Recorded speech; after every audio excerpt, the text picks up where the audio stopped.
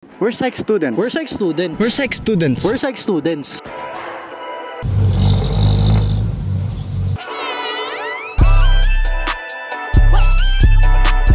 Hi guys!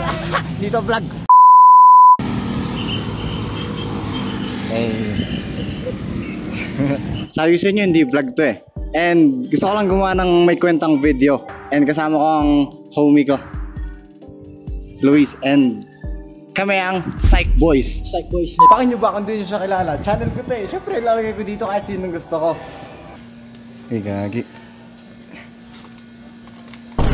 Magiging multi-millionaire ka nyan. Binili nga. Motivational ba? Motivational. Ano pong honest review nyo sa kangkong chips ni Josh Mojica? Di masarap. Pero may diskarte ako sa buhay. Kuya. Diskarte o diploma? Alam mo, kailangan mo diskarte kasi yung diploma, papel lang yan. Pag nabasa yan, wala na. Yung diskarte, dala mo yan habang buhay.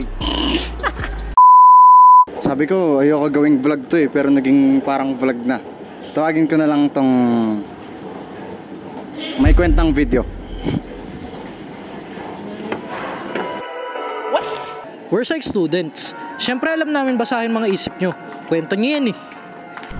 We're psych students. Of course, imposible kaming mabaliw. Kasi good morning. Anong unang pumapasok sa isip mo kapag sinabing psychology? Well, ang pinaka-common pumapasok sa isip ng mga tao pag naririnig nila yung word na psychology, may nababaliw eh. Or minsan naman yung mga nagbabasa ng isip. Ganun kasi naisip ng mga tao ngayon, ewan kung bakit. Pag sinabing psycho, kabaliwan agad nasa isip. Yung nagiging perception din kasi ng mga tao sa psychology, depende din yun sa sa environment na kinalakihan. Well, ganun naman talaga kasi lalo na ngayon sa Pilipinas. Parang ngayon pa lang nagde-develop ang appreciation at saka pagkakaintindi ng mga tao sa psychology in general.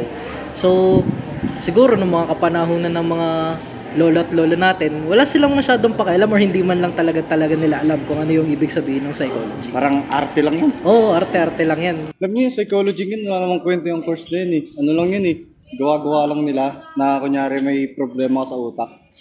Tsaka ngayon parang pag may alam ka sa psychology, mas magkakaroon ka ng mga paraan para ma-solve yung sarili mong mga problema ng mag-isa.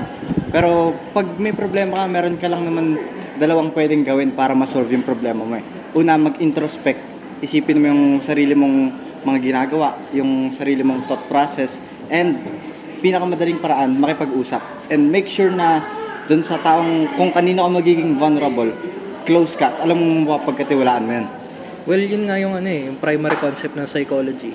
Pinakauna talagang kailangan mong matutunan kung gusto mong aralin ng course or ang area ng psychology is yung sarili mo. First of all, you have to understand yourself. You have to question yung sarili mong faculties, mga emotions mo, thoughts, traumas, experiences, etc. Bago mo talaga may intindihan kung paano tumulong sa ibang mga tao. Pero, syempre, that's part of the process, part of the journey, di ba? Yun. Tsaka din at the process, habang inaaral mo yung psychology, parang mas magkakaroon ka rin ng deeper understanding tungkol sa sarili mo, tsaka tungkol sa mga tao sa paligid mo. Oo, parang nagkakaroon ka ng wider perspective or parang nagkakaroon ka ng sixth sense sa kalagayan ng mga tao sa paligid mo at syempre sa sarili mo din. Ang pansin mo sa mga klase natin, kami nito sa school, lagi kaming ganito mag-usap eh. Kala mo, nakikinig ka sa podcast eh. Kulang na lang gumawa kami ng podcast eh. Yun yung pangarap namin. Kaso, wala kami masyadong resources. Soon. Manifest. Who knows? Slow podcast with Luis. Ay. Mostly sa mga nagsa-psychology, parang sila. Karamihan merong trauma na gustong malutas. Pero sa psychology, hindi ka naman pwedeng mag-self-help eh. Kapag may gusto kang malutas tungkol sa sarili mong psyche, psychologist yung may trabaho nun, hindi sarili mo. Kaya walang self-help psychology.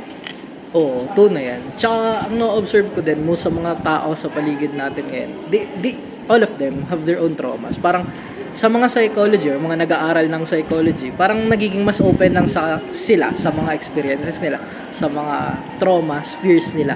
Kaya it also becomes a fundamental step sa paglutas ng mga problemang yun. Siyempre, pero dapat, lagi yan? Sa psychologist ka humihingi ng tulong, hindi lang sa mga kung sino-sino dyan. Kasi malay mo, sa TikTok. Sa mga yun, syempre. Yun din yung dark side ng pagiging mainstream ng psychology.